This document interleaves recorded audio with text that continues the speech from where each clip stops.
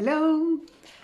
Alors aujourd'hui, une petite histoire d'ego, parce que l'ego, il est toujours là, toujours avec nous, toujours avec les gens qu'on rencontre.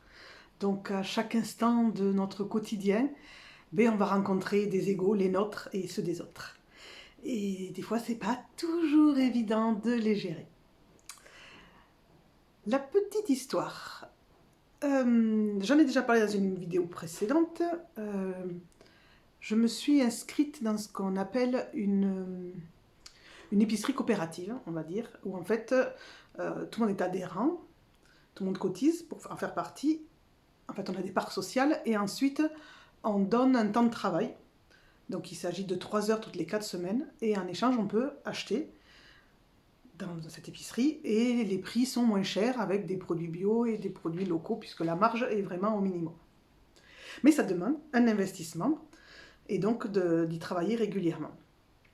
Donc si on a le temps, c'est facile, mais à un moment donné, si on veut quand même pouvoir acheter dedans et qu'on a moins de temps, mais ça peut vite, à mon avis, pour certaines personnes, créer un petit peu de pression quand ils viennent, parce qu'il faut qu'ils cassent ça dans leur semaine, enfin voilà, dans leur timing, quoi, et que c'est pas forcément évident.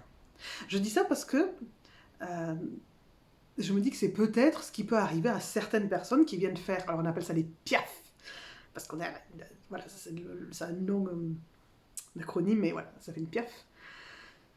J'imagine que certains arrivent avec un petit peu la pression de devoir réussir à caser ça toutes les 4 semaines. Des fois, c'est pas facile. Enfin, voilà. Donc là, nous étions en fin de notre temps. Donc nous, on avait fait 3 heures et on était vers la fin. Et l'équipe suivante arrivait. Donc on se passe vraiment, c'est les équipes se chevauchent, se croisent. Et hop, comme ça, le travail s'enchaîne tout au long de la journée. Il y a un salarié qui s'occupe principalement des commandes et ce genre de trucs. Et nous, on fait toute la mise en rayon, on réceptionne les colis, etc. Il n'y a pas de grands responsables. C'est une association, c'est un truc. Donc en fait, du moment qu'on en fait partie, on est un peu tous responsables. C'est ça qui est intéressant aussi. Mais il n'y a pas vraiment de chef, etc. Mais dans chaque équipe, ils essayent de mettre un responsable qu'on appelle le grand hibou, qui est un petit peu le responsable des autres avec plus d'expérience, avec une petite formation en plus, et qui sait davantage de choses ou qui a envie de s'investir d'une autre façon. Voilà, c'est un peu le responsable, on va dire. Mais dans l'idée, on est quand même tous au même niveau. C'est pas parce qu'il est grand hibou qu'il est au-dessus des autres. C'est vraiment une idée où tout le monde est au même niveau. Donc nous, on était à la fin de notre janvier, à l'histoire, vous avez envie de savoir. Donc nous, on était à la fin de notre temps. Et on avait un peu plus rien à faire parce qu'on attendait une livraison qui n'arrivait pas. Donc ça allait être l'équipe d'après qui allait devoir s'en charger. Et une fois qu'on a fait tout ce qu'on a à faire, hein, on ne fait pas plus, quoi. Donc voilà, on était un peu en mode attente. Et puis arrivent les suivants, dont le grand hibou d'après. Et elle arrive et il y a une espèce d'ambiance un petit peu tendue qui se met en place. Elle commence à regarder le papier où on coche les rayonnages qu'on a vérifiés, que tout est bon, remis en rayon, etc. Et elle commence à poser des questions. Oui, mais alors ça a été fait, pas fait, parce qu'il y a des croix, il y a des ronds, etc. Donc moi qui avais fait des rayons, je m'approche. Et le grand hibou, on s'approche. Donc on était 3. Et les autres étaient autour à occuper autre chose, ou à ne rien faire, mais en tout cas, on était 3 en interaction. Et là, en fait, cette personne commence à s'énerver. Comme quoi, si c'est pas correctement coché, c'est pas bien fait, il y a quelque chose qui commence à s'énerver. Et donc là, il se passe plusieurs choses. C'est-à-dire que moi, dans l'observation que j'ai de la situation, je vois cette personne, je vois la tension qui monte à l'intérieur, donc je le ressens plus que je ne le vois. Donc son ton de voix se modifie. Donc là, au niveau des observations, qu'est-ce que je vois? Qu'est-ce que je peux exprimer? Le ton de voix se modifie, il y a quelque chose d'un peu plus accusateur qui vient, un peu crispé, donc qui montre, qui dit oui, mais c'est fait ou c'est pas fait parce que c'est pas coché, c'est pas entouré, etc. Et donc là, à l'intérieur de moi, il y a plusieurs choses qui se disent. Il y a une première chose qui dit ouf, la pauvre, enfin, ça a l'air d'être compliqué pour elle de gérer ça. Enfin, il y a quelque chose qui n'est pas décontracté, quoi.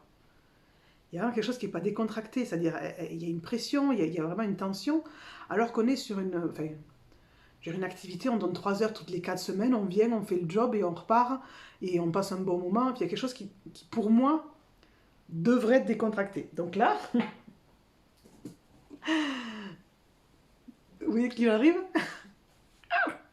Putain, elle n'est pas du tout décontractée. Non, elle n'est pas décontractée. Hein. Oh là là, elle devrait être décontractée. Il y a déjà... mon ego est en train de me dire ce que l'autre devrait... Comment il devrait se sentir. Ce qu'il devrait ressentir. Comment il devrait être. Ça, c'est de l'ego. Qui je suis, moi, pour décider de comment elle devrait se sentir, etc. C'est mon ego qui juge, qui est en train de dire elle devrait se sentir comme ça. Vous voyez l'idée? Donc voilà, déjà ça. Et le second qui vient à moi, à peu près en même temps, c'est je suis pas là, entre guillemets, pour me faire agresser. C'est un peu de l'ego ça, c'est-à-dire je suis en train de me faire agresser. Mais il y a quelque chose quand même qui vient à l'intérieur qui dit j'aime pas.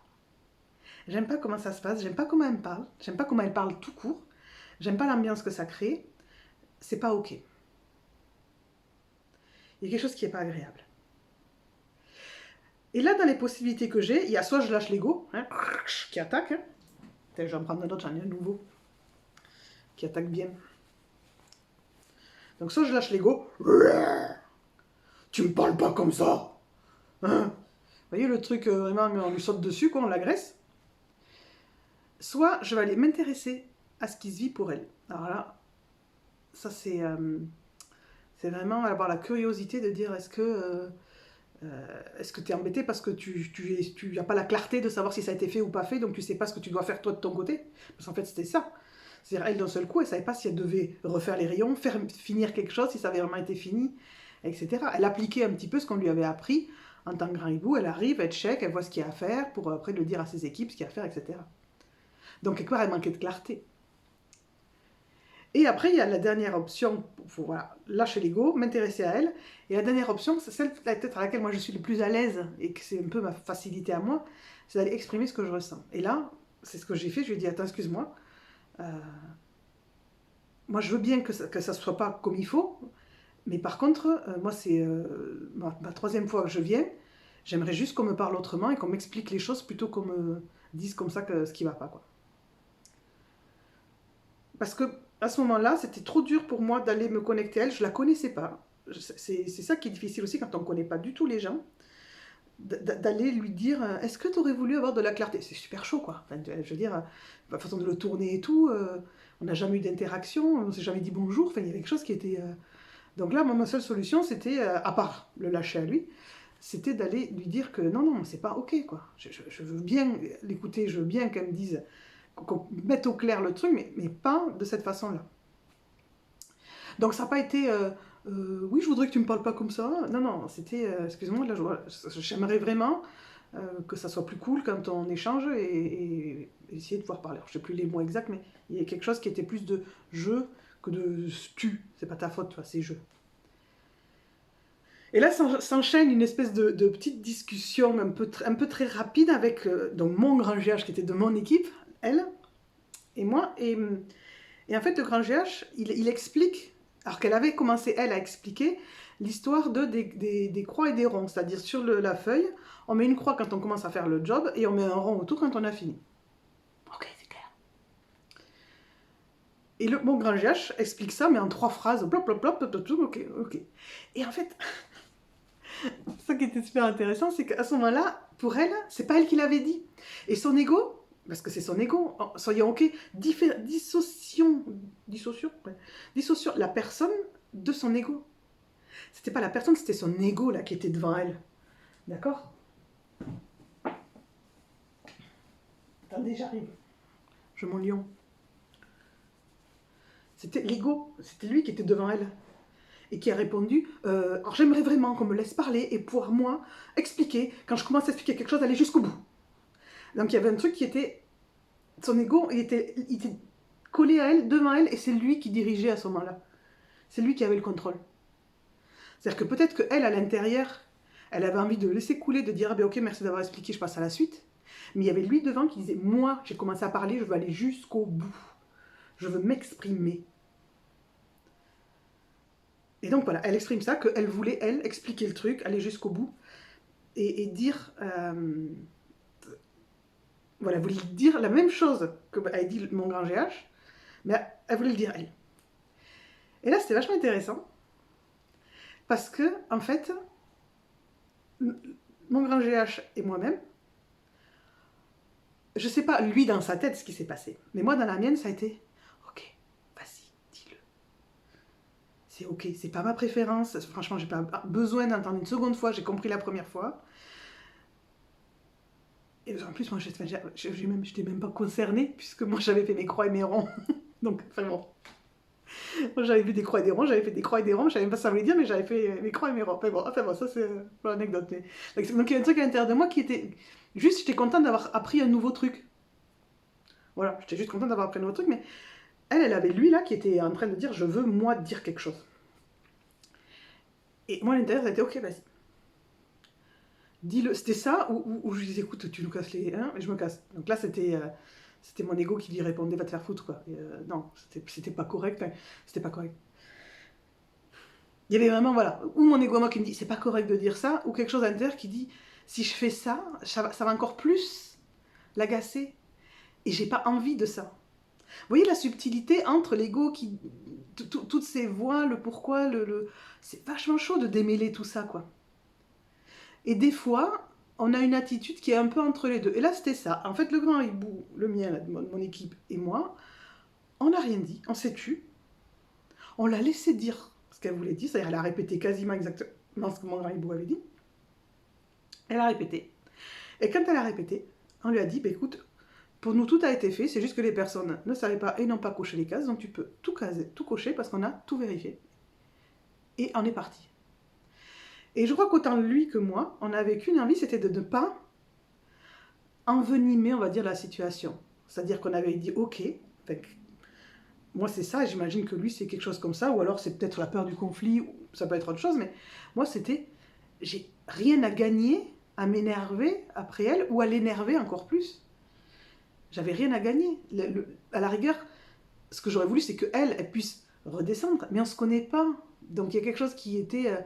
est-ce que moi j'avais envie de prendre du temps sur moi pour aller voir comment elle allait, alors qu'on ne se connaît pas, elle n'avait pas de raison de me raconter pour ses problèmes et compagnie, quoi. Même avec toute la bonne volonté et la bonne intention que j'aurais pu avoir. Et puis, mais ça, l'idée d'entretenir une relation avec une personne qu'on n'a jamais rencontrée avant, c'est pas évident, quoi. Donc là, c'était juste, mais déjà, ne dégradons pas la situation et la relation. Parce que j'aurais peut-être des occasions de la rencontrer et que cette personne est peut-être hyper intéressante. Là, dans l'état actuel où elle était, c'était pas elle que j'avais en face de moi, c'était son ego. On est d'accord? C'était lui qui était en train de charrer, là. C'était lui qui est en train de râler, de s'énerver après le truc, il manquait de clarté, il comprenait pas, puis se demander ce qu'il allait avoir à faire. Enfin, c'était lui, là, qui était là. Elle était cachée derrière. Donc j'ai aucun intérêt à discuter avec lui. Donc l'idée, tout ça, de dire, c'est hyper emmêlé tout le temps. Et je vais pas lui dire à la personne, ah là c'est ton ego qui me parle, non que je te parle pas. Non. Vous croyez qu'elle va vous répondre quoi? Mais on ne peut pas faire ça. Par contre, à l'intérieur de nous, on peut dire, mais tant qu'elle est dans cet état-là, et qu'elle est avec ces réactions-là, j'ai aucun intérêt à essayer de rentrer en communication, et il vaut mieux mais, que je m'éloigne ou que j'arrête la communication. Et là, la solution, c'était de rien dire, de la laisser dire son truc. Et comme de toute façon, nous savions que nous avions fait notre travail, on n'avait rien à craindre. Enfin, parce que des fois, l'ego, il réagit parce qu'il a peur de quelque chose. Là, on n'avait pas de raison d'avoir peur. Donc, ce que je veux dire comme message important aussi, c'est on fait tout le temps de notre mieux à chaque instant. Là, avec du recul, en repensant à la situation, je vois son besoin de clarté et que j'aurais pu lui poser la question, toi, tu as besoin d'être sûr de ce qu'il y a à faire pour ne pas refaire des choses déjà faites par rapport à ton équipe, tu veux pas... Voilà, j'aurais pu aller voir ça. Mais sur le moment, avec l'intensité qu'elle vivait et avec un peu l'urgence, les communications, ça arrive... oh, excuse-moi, enfin, t'as mort, je réfléchis à ma réponse et je reviens te voir. Non, c'est tout de suite, quoi. Donc là, avec du recul, je me dis, j'aurais pu, voilà, je vois mieux son besoin maintenant, j'aurais pu aller m'y intéresser, etc., etc. Mais sur le moment, c'était trop dans l'urgence. Et la solution qu'on a trouvée, c'était, ok, vas-y, dis, on te laisse parler et on ne dit rien, quoi. Et avec un peu de compassion pour ce que tu es en train de vivre. Moi, voilà, mon grand GH, je sais pas, mais moi, il y avait une espèce de truc, vas-y, dis-le, parce que si tu le dis pas, tu vas pas être bien, quoi. Tant pis, si c'est ton ego qui parle, il y a un truc qui est pas bien à l'intérieur, et vas-y. Lâche-le, voilà, c'est pas grave, ça ira mieux après. Et quand je suis partie 20 minutes après, elle était toute souriante. Alors, elle s'est pas excusée ni rien, Mais peut-être que le fait d'être tout souriant, quelque part, c'était une envie de s'excuser, de dire ah, j'ai pas aimé. Enfin, voilà, j'aimerais que ça finisse pas sur une note un peu négative, comme c'était tout à l'heure, ou quelque chose comme ça, quoi. Parce que quelque part, elle a rien fait de mal. Quand on s'excuse, c'est qu'on pense qu'on a fait quelque chose de mal. Quelque part, elle avait juste un besoin à ce moment-là qui essayait de s'exprimer et qu'elle n'a pas réussi à exprimer autrement qu'en étant un petit peu agressif avec nous. Donc on fait de notre mieux à chaque instant avec ce qu'on vit. Donc c'est ça aussi, avoir de la compassion pour les autres quand ils ne font pas aussi bien qu'on aimerait qu'ils fassent. Et de la compassion pour nous parce que nous aussi on ne fait pas aussi bien qu'on aimerait. Moi j'aurais tellement aimé aller me relier à ces besoins là dans l'instant. Mais je suis tellement contente de ne pas avoir lâché, lâché les fauves pour lui sauter à la gorge et lui dire tu ne parles pas comme ça. Vous voyez ce que je veux dire? Tout en respectant ma limite, en me disant dès le début, j'ai vraiment pas envie d'entendre des critiques. À la rigueur, explique-moi comment ça fonctionne et qu'est-ce qu'il y a comme problème, quoi. Donc voilà, j'ai respecté mes limites, j'ai pas lâché l'ego. Et c'est important, ouais, c'est ça, de se dire, on fait de notre mieux. Ayez de la compassion pour vous-même, merde. On fait de notre mieux tous les jours. On va pas devenir des grands marabouts hindous en claquant des doigts, quoi. Enfin, on est d'accord. Ayez de la compassion. Et les autres, c'est pareil. Ils vont pas, d'un seul coup, réussir à nous parler avec amour, paix. Ben non, quoi. On vit des émotions. C'est pas les galères qu'elle a pu avoir avant. Elle a eu une matinée pourrie. Elle vient quand même faire sa piaf. Et elle a eu une matinée, mais alors que des embrouilles. Et là, dès qu'elle arrive, elle voit un truc qui va pas nickel. Ah, c'était la goutte d'eau, quoi. Et la goutte d'eau la déverse là, parce qu'elle ne pouvait pas la déverser avant.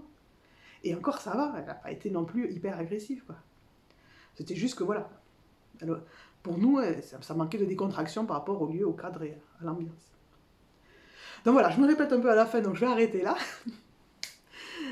J'espère que ça vous éclaircit un peu des fois sur quand quelqu'un arrive un petit peu énervé en face de vous. C'est pas forcément vous le problème. On ne sait pas ce que la personne a vécu avant, on ne sait pas dans quel état elle est arrivée, on ne sait pas ce qui se passe en lui. Donc compassion. Mais vous avez le droit aussi de respecter vos limites, mais sans agresser l'autre, juste en exprimant vos limites. Et pareil, si vous n'arrivez pas à faire respecter vos limites juste en exprimant, ben des fois, l'ego va venir un petit peu vous aider. Et compassion pour vous-même, les fois où vous n'arrivez pas à vous exprimer sans que ce soit l'ego qui prenne le dessus. Un petit pas à la fois, c'est important. Merci de m'avoir écouté, et à bientôt pour une autre petite mise en scène de nos égos. Bye bye.